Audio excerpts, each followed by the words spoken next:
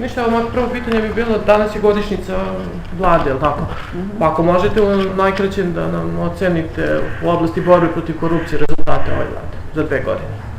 Jako je teško govoriti o borbi protiv korupcije u Srbiji, zato što se oni i vode i predstavlja na način koji to suštinski nije. Borba protiv korupcije u Srbiji mora da bude, i to je napisano u strategiji za borbu protiv korupcije, sprovođenje dugoročnih, dobro koncipiranih reformi kojima će polako da se menja sistem. Znači, pre svega da se ostvari pravna, kako treba, dosledna podela vlasti, da postoje slobodni i nezavisni mediji, da postoje sve one prethodne pretpostavke koje omogućavaju da institucije rade na drugi način. Znači, mi smo uopšte daleko od toga. Ja mislim da mi još uvek živimo u uslovima gde postoji dominantna samo jedna vlast, to je izvršna vlast, od koje ove druge vlasti koje treba da je kontrolišu u stvari zavise. Tako da ne postoje elementarni uslovi za borbu protiv korupcije. Sve što se kod nas pokazuje kao borba protiv korupcije su prvo određene male stvari, segmenti koji se nedosledno primenjuju. Tiče se sukoba interesa, javnih nabavki, raznih drugih malih, da kažemo, segmenata borbe protiv korupcije, i to je, videli ste, veoma teško i sporo. A sa druge strane, prava borba protiv korupcije u stvari bi trebalo da znači postepenu, ali temeljitu i pravilnu izgradnju institucija. Mislim da na svemu što smo videli, ne sada, no poslednje 2 godine, nego svih ovih godina, da se u stvari nije ni ušlo u proces. Nije ni ušlo u proces koji bi vodio ka tome da se može u jednom trenutku, da se mogu imati mehanizmi za borbu protiv korupcije kao sistemske pojave, posebno u Srbiji koja je zemlja zarobljena korupcijom. To je klasičan primer zemlje zarabljenom korupcijom, i ovde bi trebao neko da kaže da, to je zaista tako, jer jeste tako, i onda da vidimo šta iz toga treba da se uradi. Pre svega, to je jedan postupak koji bi u stvari značio izgradnju pravne države. Ono što zabrinjava kod ove vlade, to je da ona sada radi stvari koje otvoreno pospešuju korupciju, ali vidite da se to nekako u javnosti ne vidi. Vrlo dobar primer je zakoni koji u poslednje vreme po predlogu vlade se usvajaju, i mislim da je možda onako vrlo karakterističan primer ovaj zakon o podsticanju građevinske industrije. To je, da vam kažem, jedan vodič za korupciju. I potpuno jasno se iz toga može pročitati da u stvari vlada ne želi da pomogne građevinskoj industriji. Ona želi da pomogne određenim firmama i pojedincima iz te oblasti, koje će ona odabrati i napraviti spiskom. Šta je problem? Problem je što je to prošlo u parlamentu. Tu se suspenduje primjena zakona o javnim nabavkama, suspenduje se primjena zakona o zaštiti konkurencije. Otvoreno se govori da će se umesto konkurencije, tržišta, slobodne utakmice primjenjivati protekcionizam, uvoditi stvari koje su ne samo loše za borbu protiv korupcije, nego su suprotne svim pravilima i standardima te Evrope kojoj mi želimo da se priključimo. I, nažalost, ovakvih zakona, i to se pravda svetskom ekonomskom krizom, je mnogo.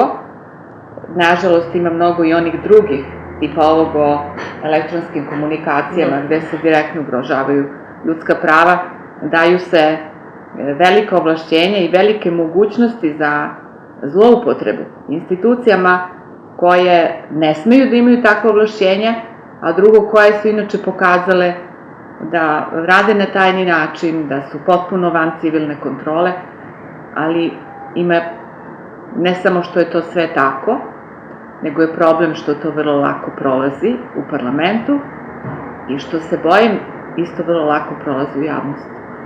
Što verovatno govori o kontroli medija, o mnogim drugim stvarima koje su nepovoljne za borbu protiv korupcije. Da, znači po vama je najveća prepreka izgradnje tih sistemskih pretpostavki. Jeste. Pre svega donošenje dobrih i usklađenih zakona i polako, ali sigurna izgradnja dobrih državnih institucija koje mogu da garantuju primjenu tog zakona. Da, ali po vama najveća prepreka u ovom trenutku dominacije izvršne vlasti.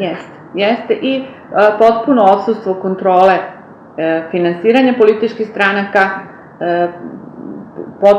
potpuni izostanak kontrole javnih finansija, javnih fondova i onda se sve to pretpliče, onda je sa tim uticajima i tim novcem koji se ne kontroliše moguće naravno vršiti uticaje kakvi inače ne bi mogli da se vrše. Da, pa koliko su po vama tu ključne političke partije? Koliko su one žarište korupcije u zemlji?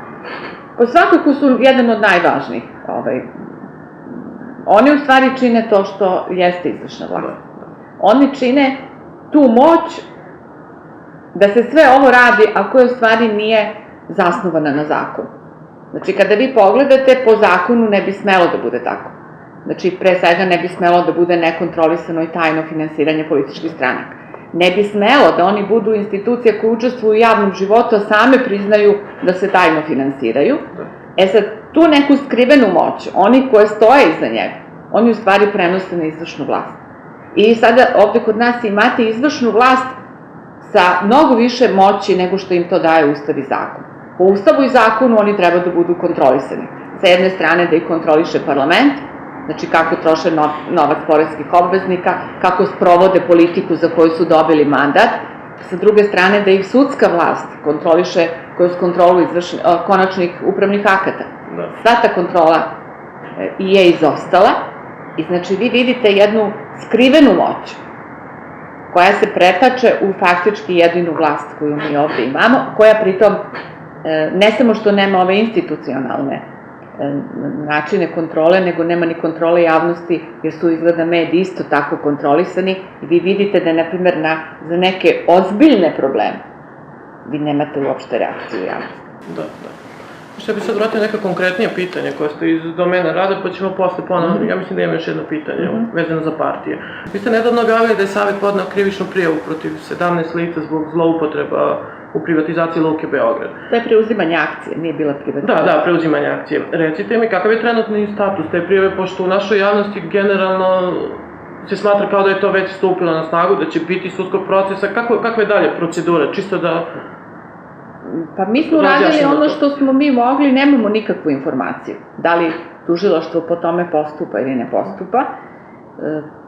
Naravno da se mi nadamo da, pošto je to potkrepljeno svim potrebnim i valjanim dokazima, da će to tužilaštvo prihvatiti, da će nastaviti postupak po tome, ali sa druge strane smo mi svi svesni u kakvom se stanju nalaze naše institucije i pod kakvom su oni i pritiskom i kontrolom.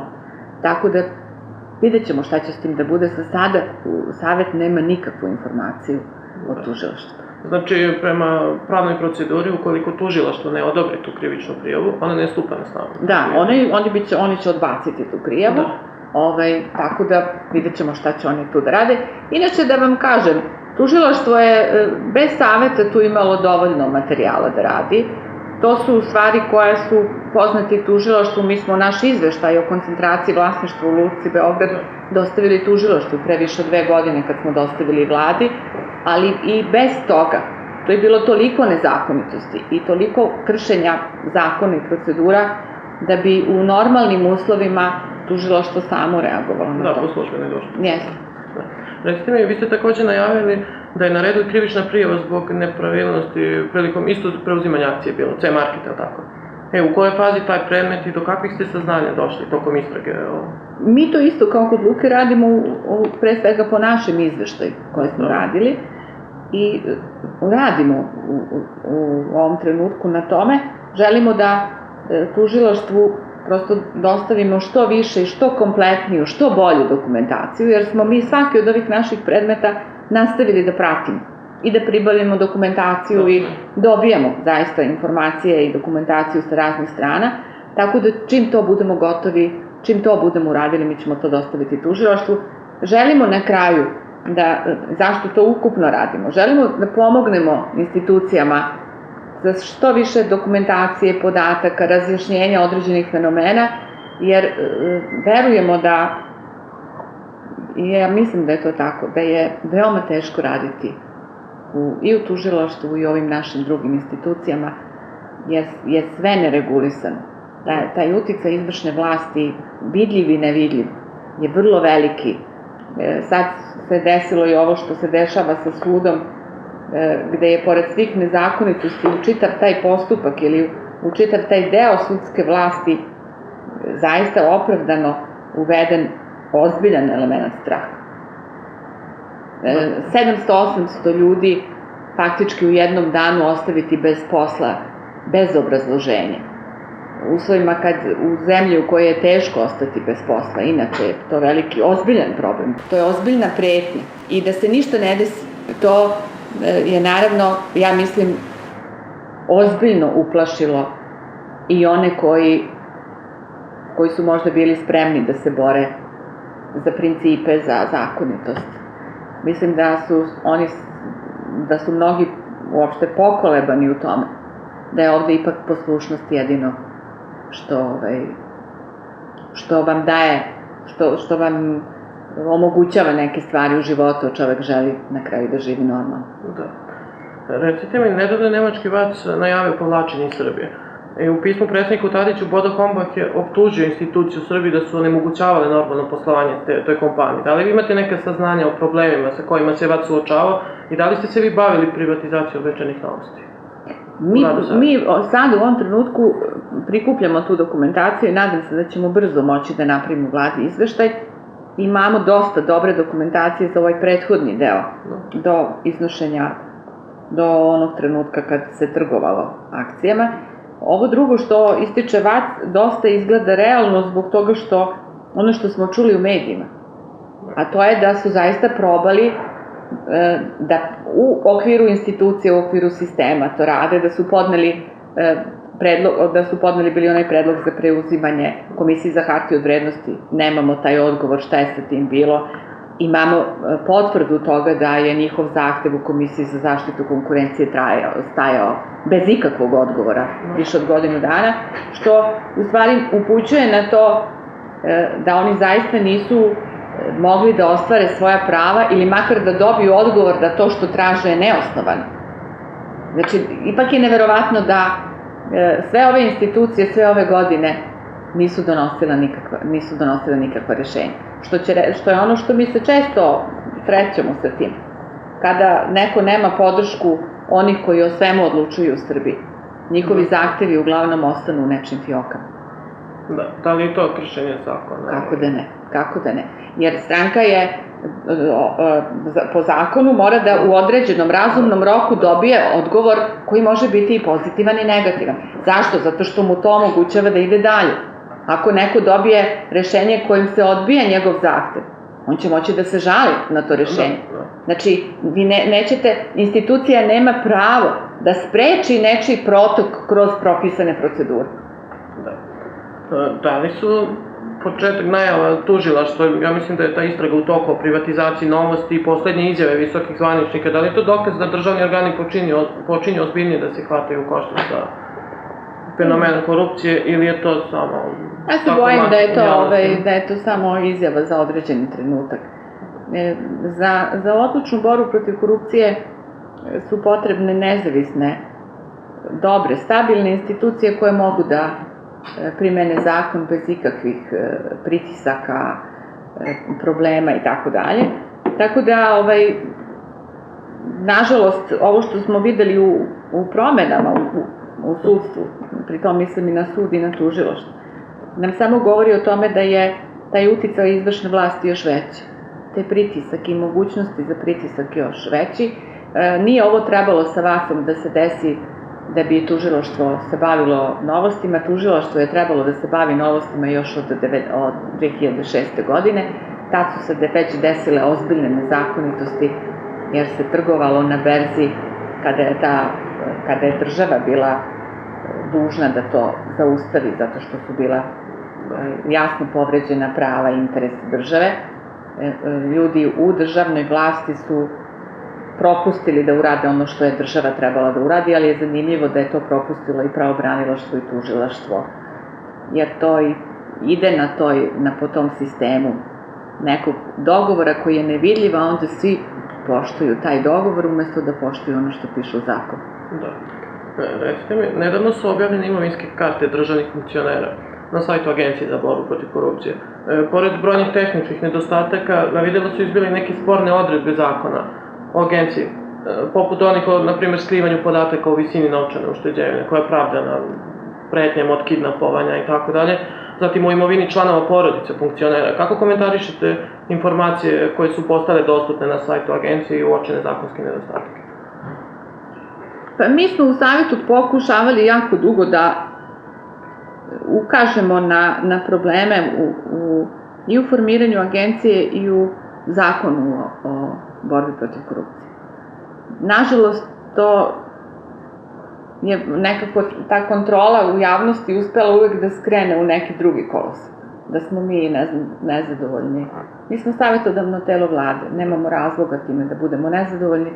Bili smo vrlo nezadovoljni zato što smo videli da je vlast, odnosno vlada, još jednom uspela da napravi jedan loš zakon kojim će da najavi velika obećanja, da će još jedan put da se desi to da se uđe sa velikim očekivanjima, da neki ljudi poveruju to i da se na kraju to loše završi i vlast prosto potroši još jednu grupu ljudi.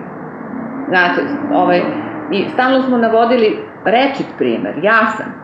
Pa to je trebalo naučiti iz primjera Odbora za sukob interesa. Znači, isto su najavljivani, birao ih je parlament, osjećate se, eto sad ćemo imati makar rešen problem sukoba interesa, onda se ispostavilo u primjeni da zakon ne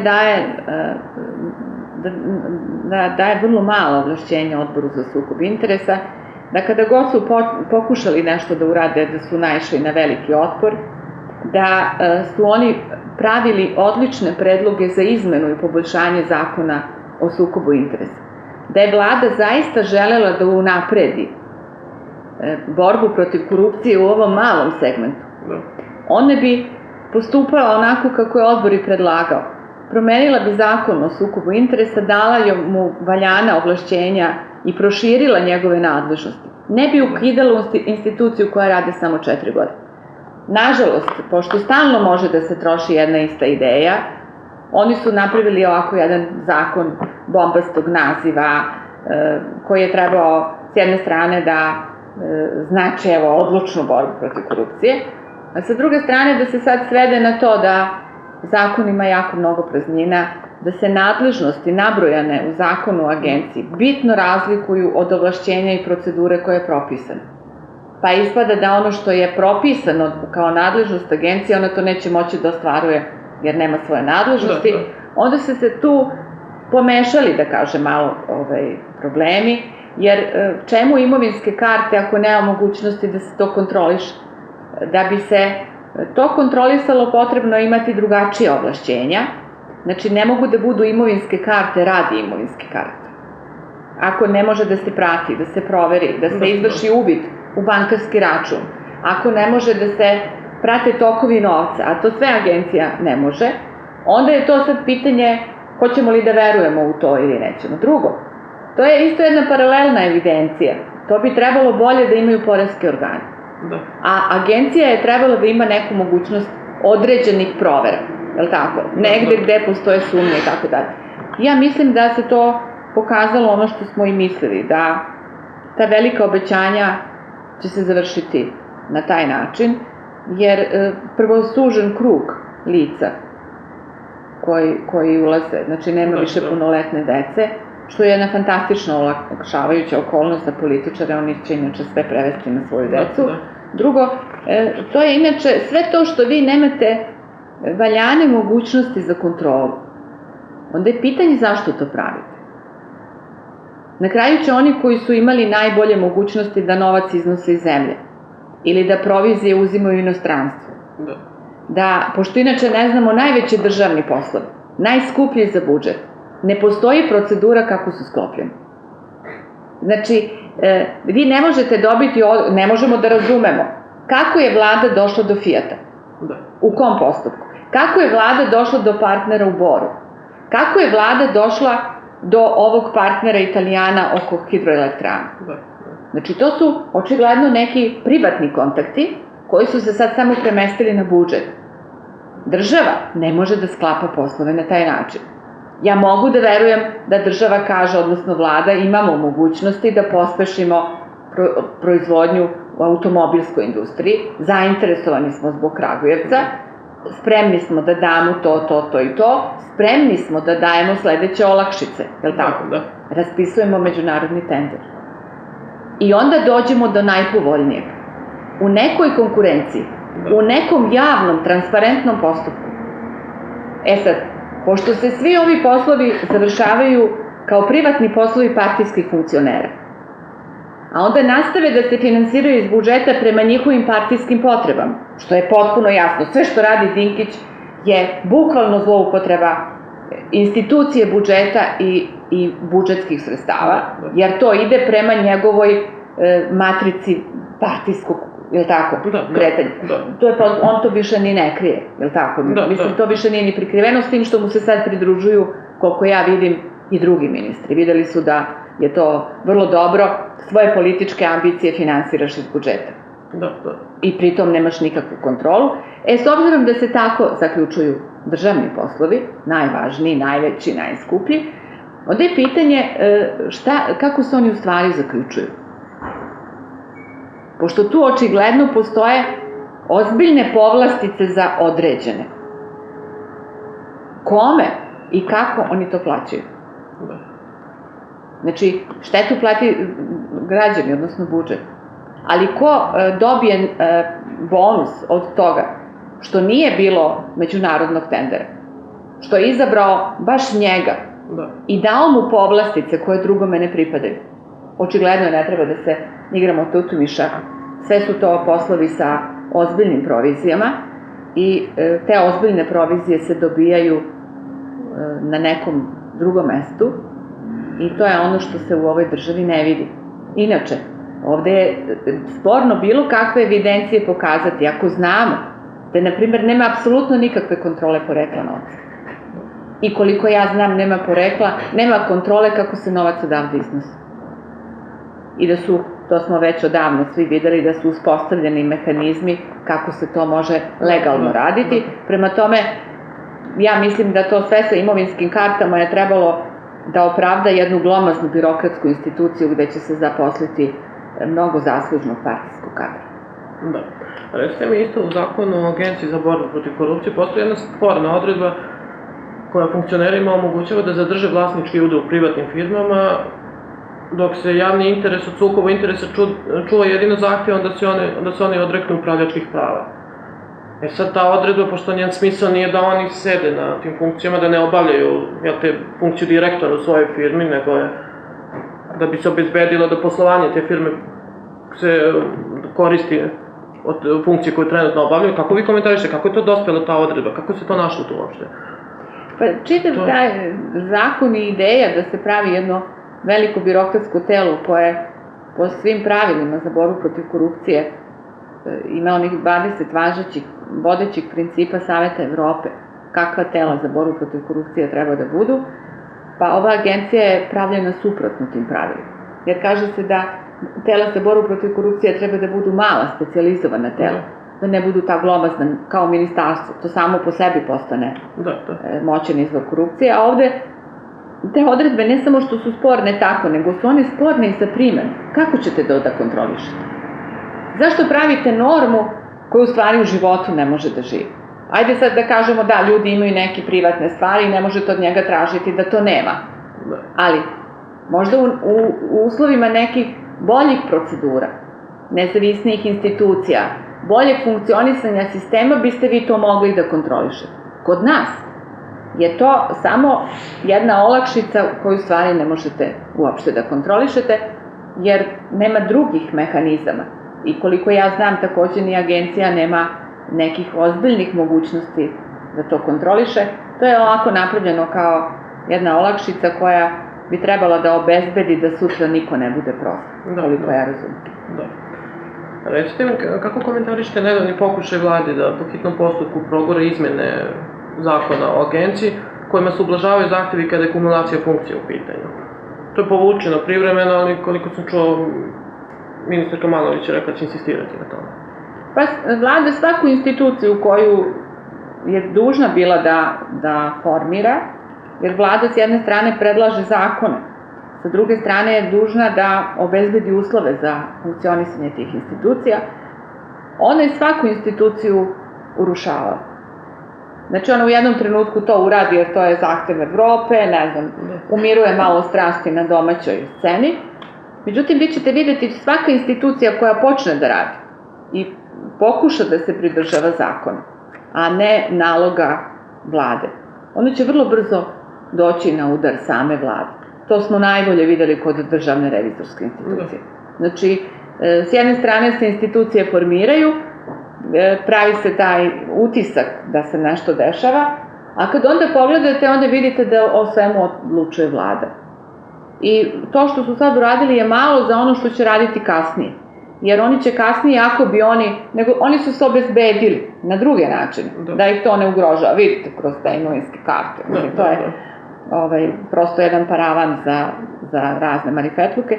Ali ako bi slučajno pokušali nešto ozbiljnije da insistiraju na primjeni tog zakona, oni će neminovno ići u sukob sa vladom.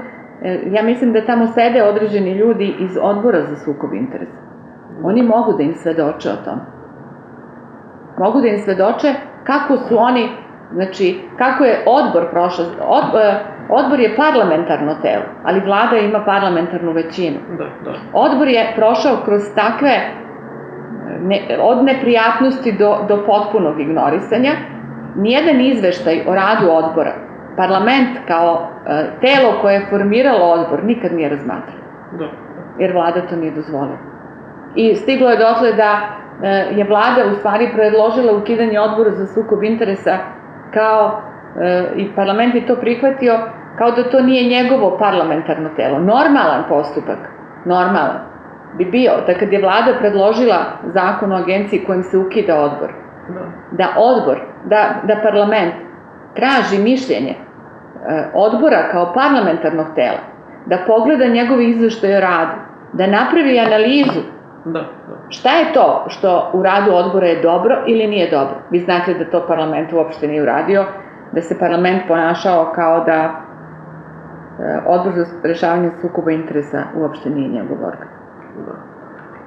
Dobro, ovo smo već na početku ste rekli koji su ključni nedostaci i problemi srpskog društva i institucija koje onemogućavaju efikasniju borbu. U više navrata govorili ste o nekoj vrsti pravosudnog zida do koga dolazite, koliko je Savet bio u stanju da se suoči sa njim i šta vam je potrebno da saznanje Saveta budu efikasnije procesuirana? Pa potrebno je da institucije u sudstvu mogu da rade u skladu sa zakonom, a ne sa direktivama vlade.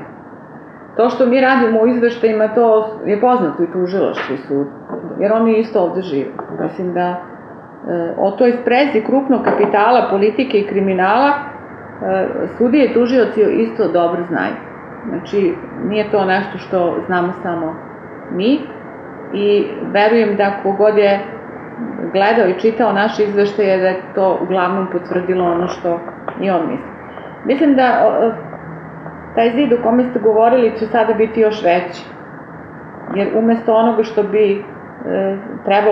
je trebalo da bude reforma sudske vlasti, pretvorilo se u partijsku čistku sudske vlasti i sada vidite da se čitav problem reforme sudstva svodi ili na sindikalna pitanja koja postavlja Društvo sudija Srbije, ili da je čitav taj problem sveden na odnos ili nagodbu između Društva sudija Srbije, koje predstavlja sad samo neizabrane sudije, i Ministarstva pravde. Problem je, nažalost, opasno drugačiji. I to što se dešava sa sudstvom je najopasnija i najskuplja stvar sa najvećim posledicama u Srbiji za prava svakog građanina ovde. I mislim da se ta opasnost ne vidi. Problem je sledeći. Izabrani sudije je izabrao i po mišljenju evropskih institucija Savet sudstva koji je bio nepravilno i na nezakonit način formiran. Što će reći da je njihov izbor, odnosno njihovo rešenje i kad su izabrali sudije i kad ih nisu izabrali bio nezakonit, odnosno ništa. I potpuno je svima jasno da onaj ko zaista želi da nešto se promeni, da bi morao da poništi čitav postupak, da se na zakonit i pravilan način izabere novi Visoki savet sudstva, da on prestane da bude opterećen nalozima ministarstva, nego da se ponaša kao najviši organ sudske vlasti i da u jednom potpuno otvorenom, transparentnom postupku sprovede postupak iz početka. Suština jeste da se to uradi tako da građani steknu poverenje da se ne radi nikakva zakulisna stvar, jer te sudije koje prođu, koje ostanu sudije, treba da budu ti dostojanstveni, nezavisne sudije u koje će građani imati poverenje. Na ovaj način je napravljena jedan ozbiljan udarac uopšte sudskoj vlasti. Poverenje u njih je dodatno poljuljano, što mislim da je bila ideja izvršne vlasti. Mislim da je ideja izvršne vlasti bila u onome što smo čuli još pre nekoliko godina u ideji o demontaži sudova, mislim da su ih sad potpuno demontirali, u stvaranju utiska da je u nefunkcionisanju sudske vlasti problem samo u personalnom sastavu, što je potpuna laž. Znači, problem u funkcionisanju sudske vlasti, problema je toliko mnogo, koji se ogledaju u lošim zakonima, u stalnim izmenama zakona, u preopterećenosti sudova, u nedostatku njihovog sudskog budžeta, što inače predviđa strategija za borbu protiv korupcije od pre 5 godina. Ni ne pominje se više. I negde na kraju lestvice problema mogu biti određeni personalni problemi, mada ste vi videli da se ovde javno iznosi kao razlozi za ne reizbor, razlozi koji su u stvari razlozi za krivično gonjenje. To nema nikakve veze sa reizborom ili ne reizborom. Znate, vi možete da birate od onih koji su čestiti, koji rade zakonito, da birate bolje. A oni koji se bave crnom magijom, prostitucijom, kriminalom, valjda oni po samom slovu zakona moraju biti procesuirani u krivičnoj stvari, a ne da se o njima razgovara u reizboru. To je valjda bilo prethodno pitanje. Da prethodno oni koji čine krivična dela da budu odstranjeni iz pravosuđa i da naravno se to procesuira. Da nema da konkurišu. To nema veze sa tim. Ovo što smo mi čuli za razloge, naopako ako su to bili razlozi za reizbor. Mislim da je ova vlada, što se sudstva tiče, uradila najveći ili uradila problem, dovela do problema sa najvećim posledicama koji ovde nije niko do sada tako uradio. Na taj način se obračunati sa celom sudskom vlašću. Na taj način ih potpuno demontiramo. Jednu posebnu granu vlasti, koja je poslednja odbrana prava. To je nama kao građanima poslednja zaštita od kršenja ljudskih prava. To nam je poslednja mogućnost da zaštitimo svoje osnovna i građanska, i imovinska i svako drugo pravo. Sada nam je potpuno jasno da izvršna vlast to jednostavno, da kažemo, zbrisala u jednom postupku. I sada se o tom problemu govori kao o problemu zaposlenosti sudija, kao o tome da li će on imati platu ili neće imati platu, kao da je, sad vi vidite, na primjer, da oni koji su izabrani, a to su sudije koje su u okviru Društva sudija Srbije 2 godine učestvovali u tom postupku priprema zakona za reformu, sada izgleda da oni nemaju nikakvu primedbu, ni što se tiče organizacije suda, ni što se tiče broja sudija, ni činjenica da je ukinuto toliko sudova u jednom danu, činjenica da sudije putuju od suda, od grada do grada, kao trgovački putnici po Srbiji, da putuju stranke, da putuju veštaci, da to dovodi do jedne nemoguće situacije koja ne samo što je skupa, neracionalna, nego jednostavno podriva samu ideju poštovanja suda, poštovanja sudija kao institucije. To je jako opasna stvar i mislim da ako javnost ništa ne učini, da se traži, da se to sve ponovi na zakonit način, da će ostati ovo stanje, to sam preskočila, znači ispade da sudije koji su izabrane, sve ove primedbe više nemaju. Znači da su oni zadovoljni samo time što su oni reizabrani, a mogu raditi u sudovima koji ne mogu da rade, zato što nemaju dovoljan broj sudija, nisu nezadovoljni time što iz stranke se maltretiraju, pa na primjer iz Čačka, i stranka i advokat putuje na suđenje u Milanovac. Pa mislim, ko pametan može to da smisli? I još da zove reformom sudstva, i ono što me stvarno brine, da li mi kao građani, da su nama sva čula otupela od ovih tortura nazad 20 godina, da mi ne vidimo koliko je to opasno za slobodu svakoga od nas. Ovde je inače se odomaćilo, ovde je pritvor kao najrestriktivnija mera počeo da se primenjuje kao redovna stvar. I potpuno normalno se vidi da su ljudi bili u pritvoru i da nisu ništa bili krivi. Evo vam novinar, vaš kolega Kačarević. Je bio u pritvoru, ništa nije, niti veze imao sa tim, ništa nije bio kriv, protiv njega ne mogu ni da podignu optužnicu, nemaju zašta. Ali da li su mogli da ga pritvore? Da li to mogu da urade svakom građaninu? Kad se nekome zameri, kad treba vlast, kao što se Dinkić obračunava sa Rajom Rodićem, onda da to ne bi, da bi prikrili da je to direktan obračun sa jednim čovekom, u koje se zloupotrebljava i tužilaštvo i sud i čitav taj mehanizam sudske vlasti, da onda je moguće da hapsite ljude koji nemaju nikakve veze sa tim i da posle toga se ništa ne desi. Šta mislite šta će se desiti posle ove takozvane reforme? Pa pre svega činjenica da su ti ljudi na smrt uplašeni.